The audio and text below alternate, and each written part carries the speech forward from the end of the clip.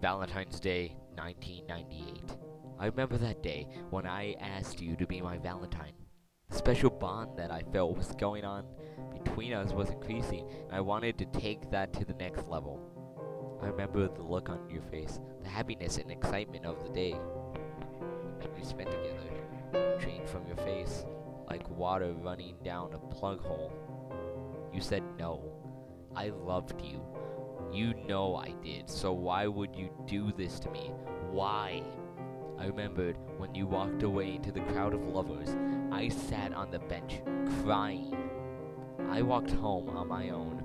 No one was at home to comfort me at all after what you did. I remember waking up and looking at the patterns of my cuts from last night.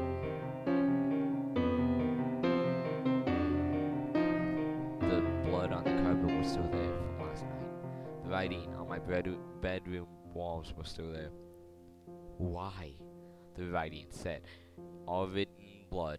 I remember 2 weeks later I saw you on the street with another man, much younger and better looking than me. The pain just grew and grew. Everything we had done together had just been thrown away by you. Every time we kissed, you told me that you loved me and me only. I remember when I walked down the alley and the gang of thugs mugged me and killed me. I died thinking of you as the knife plunged into my chest, ending my life with pain in my heart. As the knife dug deeper into me, I could feel the life slipping away. The sheer pain was excruciating. I remember at my funeral, my friends and family were there. My mother was crying, my father was comforting me. I died. It wasn't nice. All I could fear was the shooting pain through my body if I was on fire. And I only escaped because I didn't feel complete. I felt I needed something more, and I knew what it was. It was revenge. I don't know how I escaped, but it involved lots of pain. When I got back to Earth, I felt like going straight home to say, hey, to everybody, and say, I survived. Then I realized no one could see me. So I just decided to kill the thugs that took away my life. I can still move things, but I was invisible. It was great fun, and I enjoyed it so much. The first one I went for ended up face down on the ground with a cracked skull and no scalp. He never knew what hit him. I used the same knife he used to kill me to carve his pretty little eyes out of their sockets, but this time the two other assholes had backed into a corner. I ripped the first one's finger off with my teeth. After that, I cut his eyes out, holding them in the same hand as the other. I knew what I was going to use them for. I was going to make you a necklace. With the second shuddering in pain on the floor, and the third one in tears, I felt a rush and became even more violent.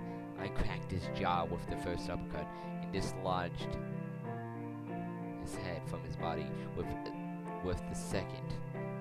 And as with the others, I cut his eyes out with the same knife and kept the eyes and knife for later use. I knew where I had to go next. I was going to his house, the one who took you away from me. I was going to be less forgiving to him. When I first saw him, he knew something was wrong. He could sense me getting closer. I knocked him out with a single punch to the neck, taking out his airway and suffocating him till he collapsed. After that, I surgically cut a hole into his throat so he could breathe. I wanted this to last for as long as possible.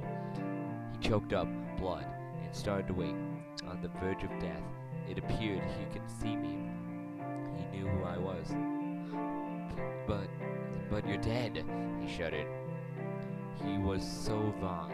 I cut his eyes out with him, still screaming, and plunged the knife deep into his stomach, watching his intestines pour out onto the cold carpet floor. At least I think it was cold. I was too drenched in blood for me to tell. I felt better after this, but still not complete. I was still missing something. It was you. I needed you. I would never be complete without you. So I set off for your house, whistling to myself along the way. I was happy for some reason. I knew nothing could stop me now. As I drew closer, I felt happier and happier. You were surprised to see me. You cried and told you not to. You wouldn't stop, and I tied you up. I got angry. I shouted. I cut you. I put the necklace I made for you on, and you just screamed louder. I plunged the murder weapon that was used on me into your eye, and from then on, we were tied together in a permanent bond.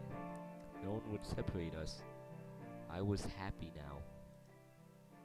Happy Valentine's Day, everyone.